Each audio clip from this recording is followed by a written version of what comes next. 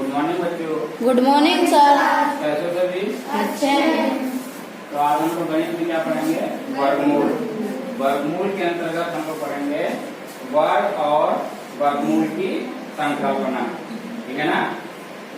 तो सबसे पहले हम लोग वर्ग सीखेंगे कि वर्ग क्या होता है, और फिर वर्ग का ही जस्ट उल्टा वर्गमूल भी होता है। ठीक है ना? तो पहले वर्ग का क्या मतलब है उसको देखते हैं। यदि किसी संख्या को उसी संख्या से गुणा करें तो गुणनफल से प्राप्त संख्या को गुणा की गई संख्या का वर्ग है।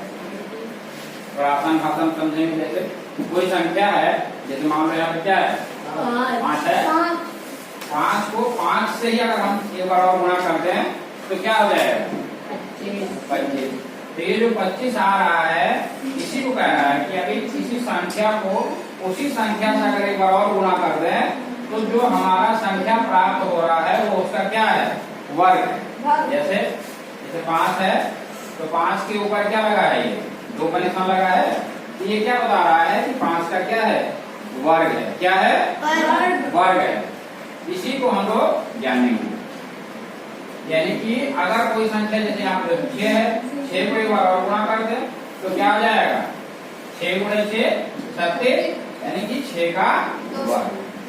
समझिए ना? 6 का वर्ग। तो अगर ये जो वर्ग है इसी को हम लोग क्या कर रहे हैं? वर्ग। और इसी का अगर जस्ट उल्टा अगर हम लोग काम करें तो क्या हो जाएगा? वर्गमूल। वर्गमूल क्या है? देखो,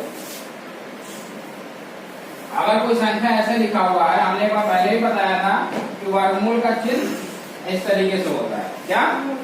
इस तरीके। अगर कोई संख्या इसके अंदर लिखा हुआ है, देखो जैसे ये लिखा हुआ है 5 का वर्ग इसके अंदर है। क्या है? 5 का वर्ग इसके अंदर है। तो ये जो चिन्ह है वो ये बता रहा है कि ये जो 5 का वर्ग है इसका वर्गमूल निकालना है। क्या निकालना है? वर्गमूल। तो वर्गमूल का मतलब सीधा सा है कि जो भी संख्या अंदर लिखा हुआ है वो 2 बार गुणे के रूप में लिखा होना चाहिए। ठीक है? अगर वो 2 बार गुणे के रूप में है तो उसमें से एक संख्या क्या हो जाएगा? बाहर आ जाएगी। क्या आ जाएगी? बाहर। तो देखो 5 2 बार गुणे में है तो एक बार क्या आ जाएगा? 1 5 आपका बाहर आ जाएगा। और यही आपका 25 का वर्गमूल क्या हो जाएगा? 5। क्या हो जाएगा? 5। समझ गए? या इसका जस्ट उल्टा यहाँ पे 5 का अगर हम वर्ग पूछें तो 25, और 25 का वर्गमूल पूछे तो 5। समझ गए सभी? Yes sir. Thank you class.